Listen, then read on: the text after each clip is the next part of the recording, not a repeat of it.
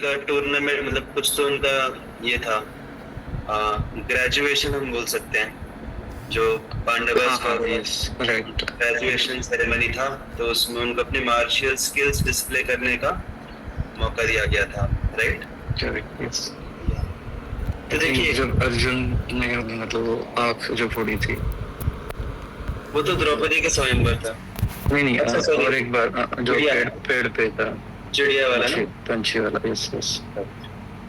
तो देखिए, पहली बात तो हम जब डिस्कशन करते हैं, जब हम एनालाइज करते हैं, तो हम पर्टिकुलर इवेंट्स के बेसिस पे एनालाइज कर सकते हैं। हम ऐसा नहीं बोल सकते कि हमेशा ही उनको बोलते थे सूत्रपुत्र। अभी हमेशा बोलते थे कि नहीं बोलते थे हमको नहीं पता। एविडेंसेस कहाँ पे है? एविडेंसेस ये दो पास टाइम्स में है, राइट। और और ये जो दो पास टाइम्स हैं, उन दोनों में भी भले ही उनको सूत्रपुत्र कहा गया, लेकिन इंटरनल रीजन कुछ और था, आंतरिक कारण कुछ और था उनको डिप्राइव करने के पीछे का। जैसे जो द्रौपदी स्वयंवर वाला जो पास टाइम है, देखिए स्वयंवर का मतलब क्या होता है? What is the meaning of स्वयंवर? एटिमोलॉजिकली वर को स्वयं चुनना। हाँ, तो अगर हम एटिमोलॉजिकली देखें, तो जैसे आजकल के जमाने में बहुत ऐसा ट्रेंड चला है कि लड़का लड़की एक दूसरे को चुन लेते हैं और फिर शादी करते हैं। तो ये जो ट्रेंड है, ये पूर्ण रूप से वैदिक सभ्यता में नकारा नहीं गया था, इसका भी एक स्कोप था। तो जो ऊंचे कुल के जो मतलब ऊंचे मतलब क्या बोले अभी जो ब्राह्मण और क्षत्रिय जो वर्ण थे, उसमें अलाउड था कि जो वर है वो खुद से अपने, क्या वर ही बोलेंगे ना, वधु वधु जो है वो खुद से अपना वर चुन सकती है, क्योंकि उसको इतना रेस्पॉन्सिबल समझा गया है। और वो भी ऐसे ही नहीं कि चलो किसी को भी चुन लिया एज ए हस्बैंड, जस्ट अच्छा दिखता है, अच्छा पैसा है, इसलिए किसी को भी चुन लिया, नहीं। वो उसके क्वालिफिकेशंस देखे जाते थे। तो बेसिकली ये जो स्वयंवर हुआ करता था, जिसमें कि बहुत सारे राजा महाराजा आते थे और वो अपने अपने मार्शियल स्किल्स को डिस्प्ले करते थे, और एक कुछ तो एक कंपटीशन रखा जाता था, और उस कंपटीशन के आधार पे डिसाइड किया जाता था। तो ऐसा नहीं है कि वो जो कंपटीशन था that was the only factor after before deciding the birth, that was one of the criteria. वो एक एलिजिबिलिटी क्राइटेरिया था कि ये इसके अंदर ये तो होना चाहिए। साथ साथ अल्टीमेटली वो जो वधु है उसकी इच्छा मैटर करती थी, राइट। इसलिए वो स्वयं वर बोलते हैं कि उसकी स्वयं की इच्छा मैटर करती है, किसको वो अपने वर के रूप में चुनना चाहती है। तो यहाँ पे मेन इंटरनल कारण था कि द्रौपदी जो थी उनको चाहिए थे, उनको अर्जुन चाहिए थे एज हर वर, राइट। बट उनको, और जो भी एडमिनिस्ट्रेशन था उनको डेफिनेटली श्योर था कि अगर ये यहाँ पे आएंगे कंपटीशन में, कर्ण आएंगे अगर कंपटीशन में, डेफिनेटली ये जीतेंगे, क्योंकि उनके अंदर उतनी कुशलता थी। और जीतेंगे तो फिर उनको द्रौपदी का हाथ उनके हाथ में देना पड़ेगा। लेकिन द्रौपदी को इच्छा नहीं थी उनके साथ जाने की। तो इसीलिए ये थोड़ा सा हम बोल सकते हैं कि काइंड ऑफ मैनिपुलेशन किया गया, जो कि हम इसको सही नहीं बोल सकते, हम इसको पूर्ण रूप से सही नहीं बोल सकते। बाय द वे, जैसे अभी हमने ऑफलाइन सेशन में भी डिस्कस किया था कि महाभारत में हम ऐसा नहीं बोल सकते कि ये जो डीलिंग हुई वो परफेक्टली करेक्ट थी। बहुत सारे मतलब ग्रे जोन वाले भी डीलिंग्स हुए हैं, right. We can not say that everything was perfect. तो like that we can say कि ये जो था, ये जो एक उनको डिप्राइव किया गया वहां पे, ये भी एक प्रकार का इम्परफेक्ट डीलिंग था, जो कि नहीं होना चाहिए था। धार्मिक के लिए अगर देखा जाए तो it was not ethical completely. But इसका कारण ये नहीं था कि वो सूतपुत्र हैं, उनको सूतपुत्र बोल के डिप्राइव किया गया। बट मेन कारण ये था कि द्रौपदी को नहीं चाहिए थे वो एज हर वर। और बाकी के जितने भी थे उनमें उनके बारे में उतना श्योर नहीं था, बट इनके बारे में श्योर था कि ये डेफिनेटली अगर यहाँ पे करेंगे, कंपटीशन में आएंगे, तो डेफिनेटली ये जीतेंगे। और फिर आगे के कॉम्प्लिकेशंस होंगे फिर बहुत सारे। तो इसलिए कॉम्प्लिकेशंस को अवॉइड करने के लिए उनको ऐसा बोला गया। सो जो भी मैं बता रहा हूँ that is as per my understanding, my knowledge, जो भी मैंने हमारे डिवोटीज से, सीनियर्स से सबसे सुना है। तो that is one thing. Second thing, जब बात आती है वो उसकी ग्रेजुएशन सेरेमनी की, तो उसमें भी अभी सूत पुत्र बोल के उनको नकारा क्यों गया है? क्योंकि ये जो कंपटीशन थी, अभी जो द्रोणाचार्य थे, द्रोणाचार्य वाज द कुल गुरु, ही वाज द कुल, अभी मार्शल क्या बोलेंगे, मार्शल गुरु हम बोल सकते हैं। मार्शल को क्या बोलते हैं? मार्शल गुरु को क्या बोलेंगे? समझ गए ना आप लोग, जो मार्शल युद्ध करने की स्किल्स को डेवलप करने में गाइड करते हैं। तो वैसे वो जो गुरु थे, वो ऐसे उन्होंने अपना कोई स्कूल खोल के नहीं रखा था कि मार्शल स्कूल ऑफ, नहीं, international school for martial arts, ऐसे करके नहीं खोला था। वो इनके कुल गुरु थे, ओके, पांडवस कौरवस के कुल गुरु थे। तो जब वो कुल गुरु हैं, तो वो किसको सिखाएंगे? कुल वालों को सिखाएंगे ना उनके। और ये जो है अभी कर्ण जो है, कर्ण उनके कुल में आते हैं क्या? कर्ण उनके कुल में नहीं आते। एटलीस्ट उस टाइम पे ये पता नहीं था कि वो कुंती पुत्र है। तो इसीलिए उनको उस कुल की जो कंपटीशन थी उसमें उनको एलिजिबल नहीं बोला गया, because you are not a part of this कुला, यू आर अ सूत पुत्र। और वहां पे भी इंटरनल रीजन कुछ और था। इंटरनल रीजन था कि सबको पता था कि अगर ये कर्ण आएंगे यहाँ पे तो वी आर नॉट श्योर कि पांडवास में से कोई उनका मुकाबला कर पाएगा कि नहीं, कौरवास में तो डेफिनेटली नहीं कर पाएगा। तो there also he was deprived, और उनके साथ हुई नाइंसाफी, दोनों केस में नाइंसाफी हुई। बट वो जो नाइंसाफी थी, उस नाइंसाफी के पीछे डेफिनेटली कारण ये नहीं था कि वो लोअर कास्ट के हैं, उसको यूज किया गया, वो जो कॉन्सेप्ट है उसको यूज किया गया, बट इंटरनल कारण कुछ और थे। Is this much clear? Yes Prabhu ji. Actually आपने बताते बताते मुझे और एक एग्जांपल याद आया जो एकलव्य का था। मतलब इवन दो, मतलब ही वाज वेरी, मतलब जो धनुष विद्या थी उसमें काफी निपुण थे, बट अंगूठा मांगा गया था। यस। तो एकलव्य के केस में भी आपको याद होगा, आपको अगर ये पास्ट टेंस पता है प्रॉपरली अच्छे से, तो ये भी माना गया, ये भी था कि वो किसी तो कुत्ते के कुछ तो कुत्ते मुंह में तीर चला रहे थे, राइट? तीर चला विदाउट हार्मिंग हिम, उनको मतलब कुत्ते का मुंह बंद किया था।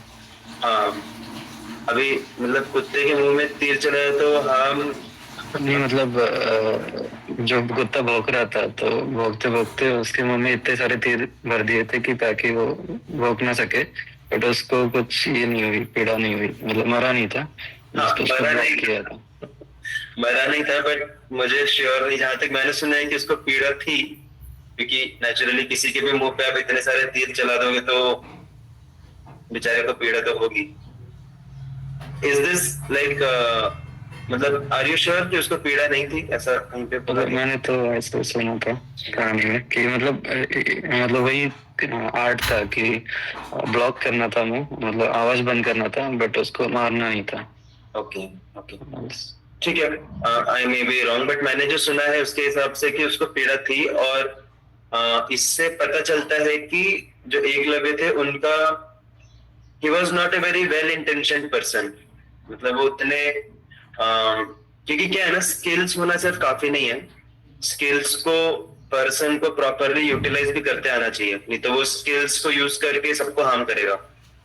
तो as far as I know that was the reason, वो एक कारण था कि उनको नहीं सिखाया गया, क्योंकि वो अगर और सीखेंगे और ज्यादा इसमें आगे जाएंगे तो फिर वो और ज्यादा बड़े लेवल पे हार्म कर सकते हैं। तो that's as per my knowledge, I am not sure how much it is right, but मैंने तो यही सुना है। तो या is that okay? I don't know how much it is satisfying, but इतना मुझे पता है। तो एक्चुअली ये सब मैंने जस्ट एग्जांपल के लिए दिए थे, Yes. मुझे जो आ रहे थे याद, मेन पर्पस वही था ऊपर वाला कि मतलब भगवान, यस, मतलब श्लोक में कहते तो है, बट भगवान आने से पहले भी, आने से मतलब अवतार लेने से पहले एंड उनके टाइम में भी और उसके बाद में भी कोई इसको फॉलो नहीं करता। Correct correct. Yes. तो परफेक्ट, आपने जो बोला सही है वो। देखिए अभी गुण और कर्म के अनुसार डिसाइड होना चाहिए 4 वर्ण, ठीक है। अभी इसमें से जब बात आती है क्षत्रिय की और जब बात आती है रूलिंग पर्सन की, मतलब वो पूरे सम्राट है, मतलब इज द अल्टीमेट लीडर, तो उस केस में बहुत जरूरी है कि ये जो गुण और कर्म का जो कैलकुलेशन है ये बहुत परफेक्ट होना चाहिए। वहां पे थोड़ा भी अगर कमी पेशी हुई तो बहुत मास स्केल में उसका इफेक्ट आएगा, कॉन्सिक्वेंस आएंगे, राइट। तो we need a very foolproof system कि गुण और कर्म बहुत परफेक्टली मैनेज हो रहा है, specially in the case of deciding who is the king.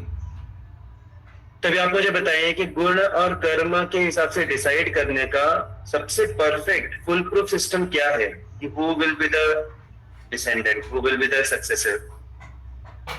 ये प्रिंसिपल परफेक्ट है कि गुण और कर्म के अनुसार होना चाहिए, बट उसको प्रैक्टिकली हम कैसे मेजर कैसे करेंगे? कोई ऐसा थर्मोमीटर कुछ है क्या कि इसके अंदर ये गुण इतने हैं, कर्म ये इतना कर पाएगा? कोई ऐसा मीटर तो है नहीं। तो प्रैक्टिकल लेवल पे हम कैसे डिसाइड करेंगे कि इसके अंदर वो क्षत्रिय, वो जो राजा वाले, वो परफेक्टली वो गुण आ रहे हैं? प्रभु जी, जैसे आज के डेट में कोई आई अंडरस्टूड, एग्जाम्पल एग्जाम होता है मुझे पता था आप ये नहीं समझा, मुझे पता था आप यही आंसर दोगे कि बेस्ड ऑन मेरिट, राइट, कुछ तो एग्जाम रख के, कंपटीशन रख के, बट यहाँ पे बात हो रही है सम्राट राजा की। अभी राजा का जो एग्जाम है वो ऐसे रिटन, वो IAIC क्या बोलते हैं, UPSC MPSC के थ्रू वो राजा नहीं बनता, राइट। उसके अंदर बहुत सारे स्किल्स होनी चाहिए, कलाएं होनी चाहिए, उसको फाइटिंग में एक्सपर्ट होना चाहिए, युद्ध हो जाएगा।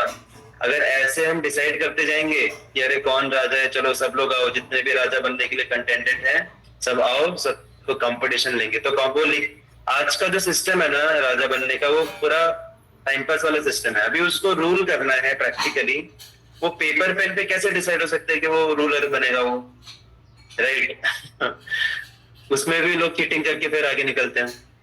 तो पहली बात तो यहाँ पे जब राजा की बात हो रही है तो उसके अंदर स्किल्स होनी चाहिए, और उसके लिए अगर कंपटीशन रखते जाएंगे ना तो बहुत मुश्किल प्रोसेस हो जाएगा वो, बहुत सारे उसके अंदर जान हानि भी हो सकती है, राइट, अगर हमने ऐसे फाइटिंग रख दिया तो, या स्किल्स का डिस्प्ले रखा तो। दूसरी बात, ठीक है, अभी हम आज के जमाने के जैसे अगर हम मेरिट बेसिस करते हैं तो कैन यू से कि आज के जमाने में जो ये है कि डिसाइड, ये जो सिस्टम है पहचानने का कौन राजा है, क्या ये परफेक्ट है? क्या आज के जमाने में परफेक्टली वर्क कर रहा है क्या?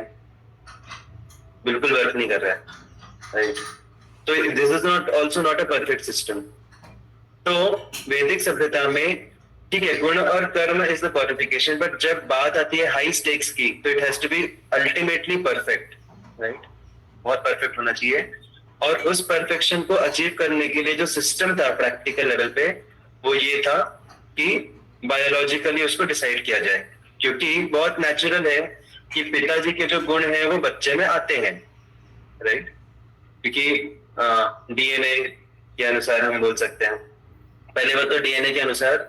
दूसरी बात, अभी वैदिक सभ्यता में ऐसे ही बच्चे पैदा नहीं होते थे, उसके पीछे गर्भधान संस्कार किया जाता था, राइट, और उसके थ्रू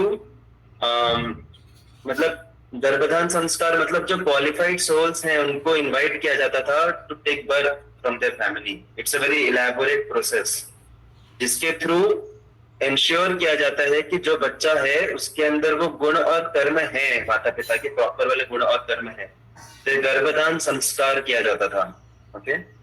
और तीसरी बात, वैदिक सभ्यता में मैक्सिमम टाइम्स जो विवाह होता था वो भी मतलब सेम कास्ट में होता था, सेम वर्ण में होता था। उसके पीछे कारण क्या होता था कि वो जो शुद्धता है उस वर्ण की, वो शुद्धता में अभी से एक वर्ण से एक व्यक्ति आया, दूसरे वर्ण से दूसरा व्यक्ति आया, अगर उनका क्या बोलते हैं रिप्रोडक्शन है जो भी होगा, बाई प्रोडक्ट्स जो आएंगे वो शुद्ध इस वाले वर्ण के भी नहीं रहेंगे, शुद्ध इस वाले वर्ण के भी नहीं रहेंगे, वो मिक्सचर रहेंगे।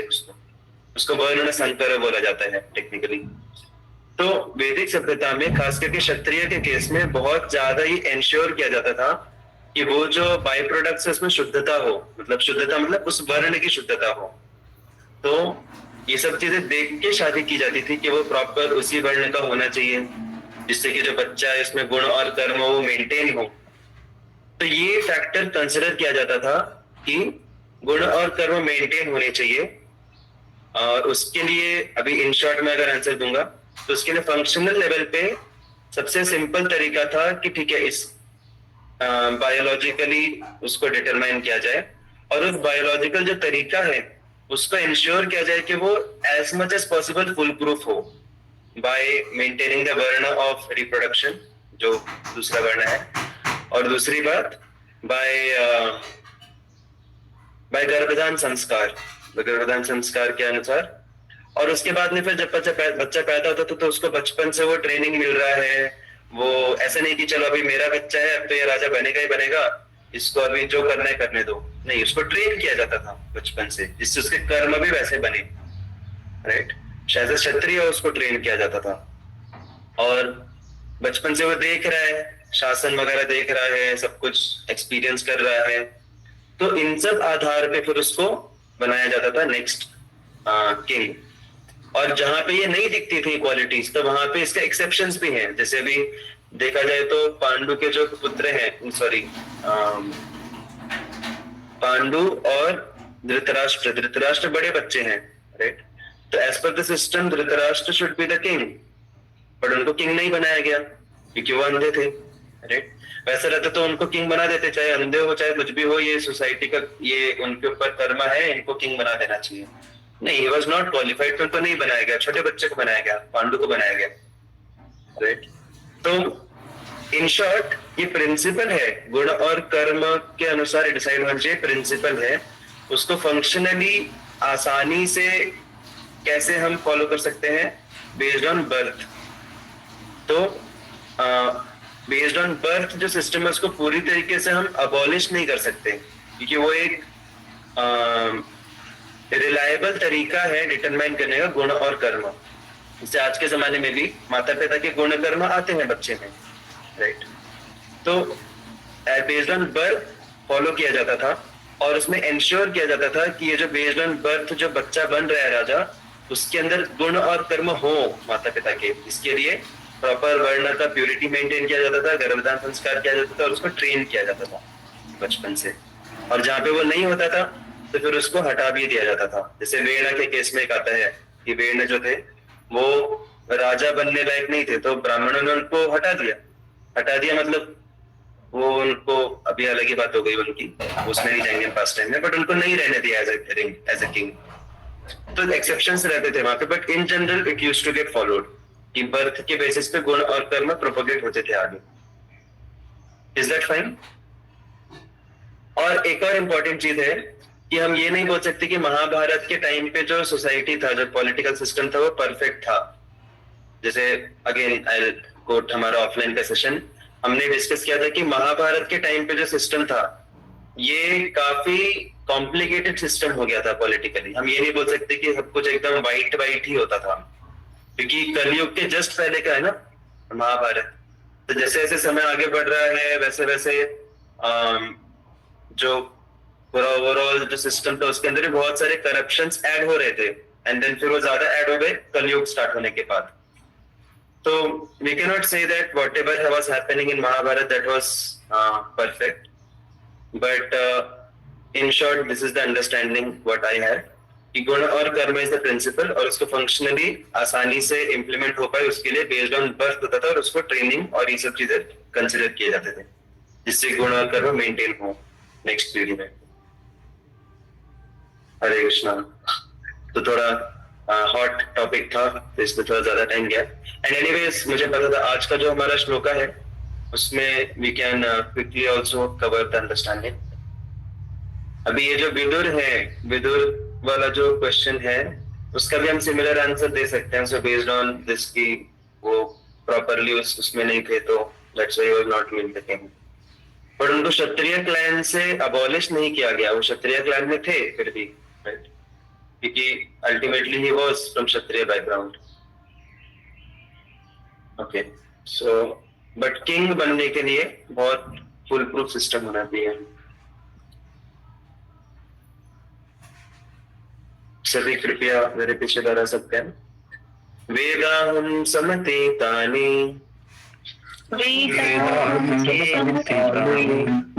वर्तमानि वर्तमानानि च अर्जुन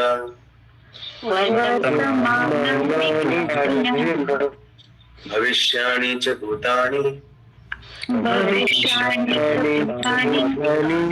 मां तु वेद न कश्चन।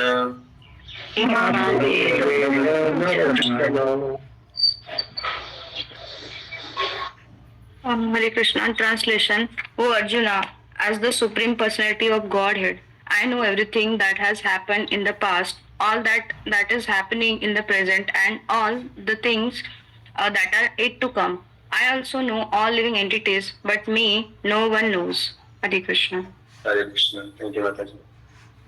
तो देखिए भगवान जो है, कृष्ण जो है, उनको हमारा पूरा पास्ट पता है, कंप्लीट पास्ट। मतलब हमने जन्मों जन्म पहले जो कुछ भी किया था, जो कुछ भी सोचा था, सब कुछ पता है भगवान को। तो अभी ये सुन के आप लोगों को खुशी हो रही है, डर लग रहा है कि भगवान का हमारा सारा पास्ट डिटेल में पता है? खुशी हो रही है तो थम्स अप, डर लग रहा है तो थम्स डाउन। जो किसी को नहीं पता, जो ऐसे ऐसे काम जो हमने किए हैं और किसी को नहीं बताए, हमारे टॉप सीक्रेट्स, मोस्ट सीक्रेट्स, ये सब भी कृष्ण को पता है। और कृष्ण जब हमको देखते हैं, जब हम उनके दर्शन लेने आते हैं, तो कृष्ण हमारा पूरा बैकग्राउंड देख लेते हैं हमारा, इसने ये किया था, उसने वो किया था, राइट। तो हम पूरी दुनिया से छुपा सकते हैं, लेकिन कृष्ण से नहीं छुपा सकते हमारे व्हाइट कर्म, ब्लैक कर्म, ग्रे कर्म, जो भी है, सब कुछ पता है। और इस जन्म के नहीं, जन्मों जन्म पहले के भी, इवन जो सोचा है हमने, वो भी कृष्ण को सब पता रहता है। तो ये एक अच्छी बात, खुश होने वाली बात है या डरने वाली बात है? अच्छा बताइए, खुश होने वाली बात क्यों है?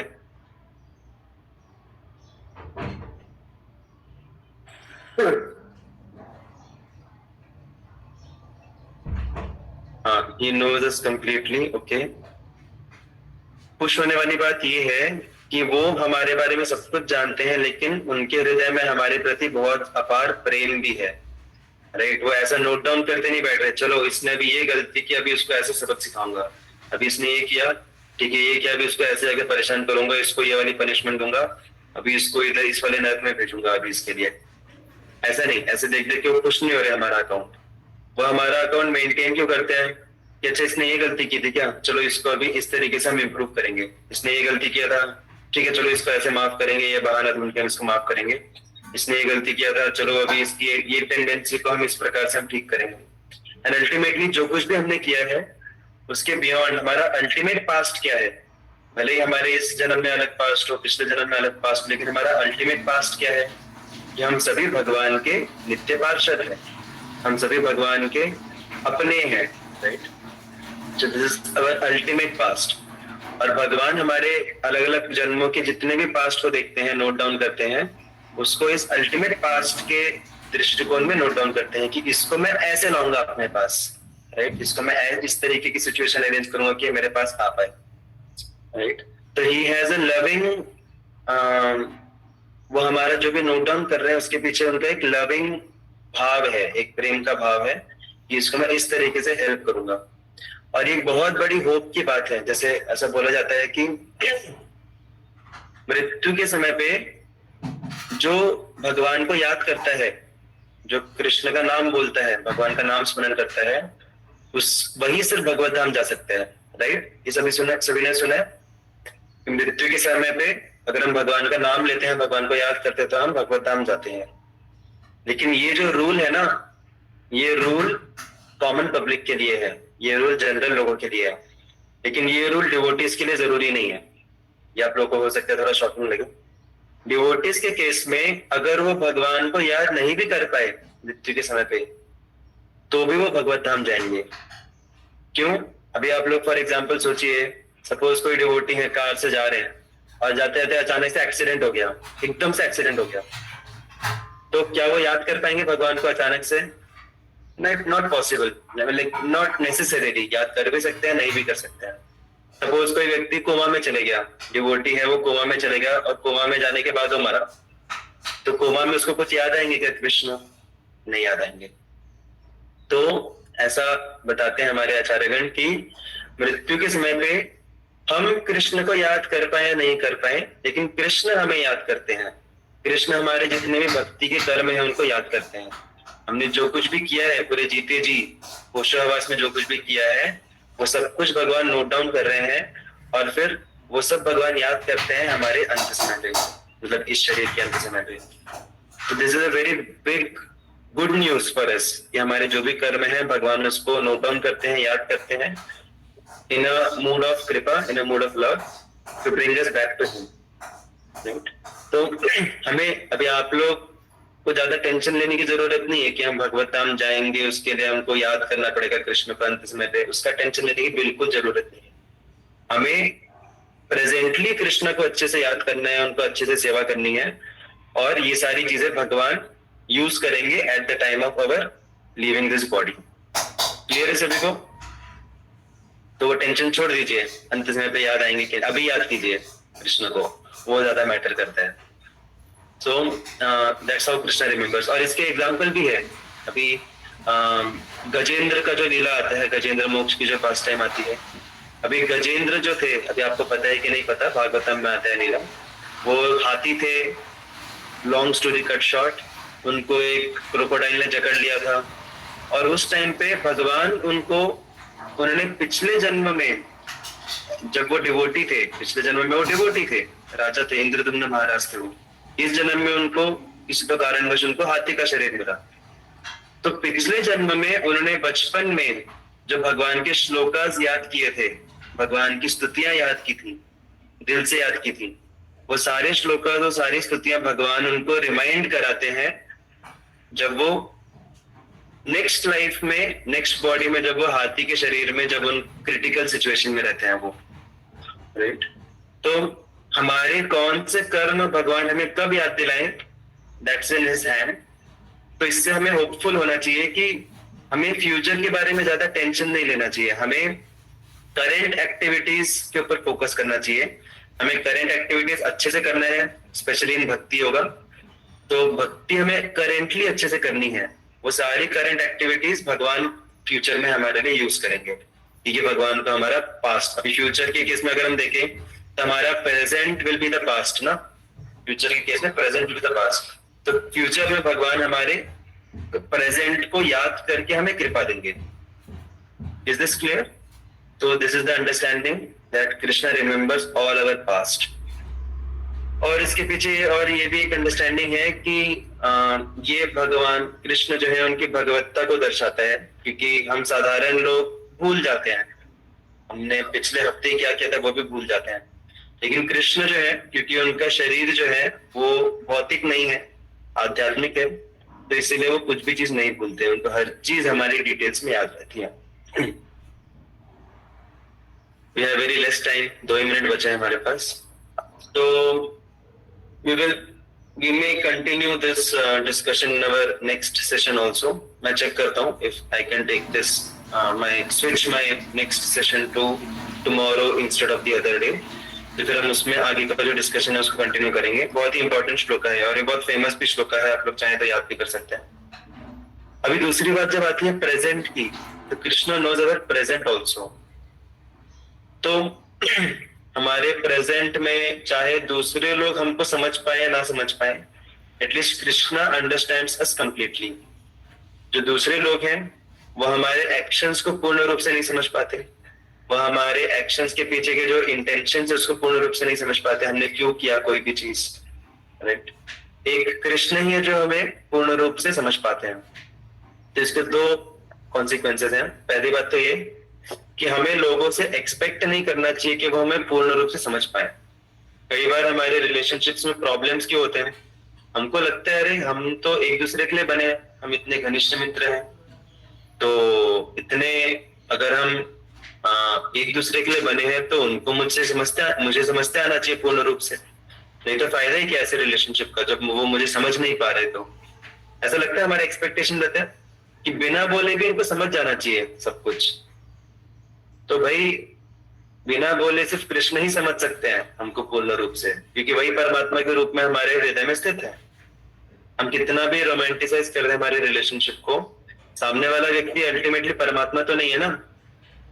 तो हमें लोगों से एक्सपेक्टेशन नहीं रखना चाहिए कि वो हमें पूर्ण रूप से समझ पाएंगे।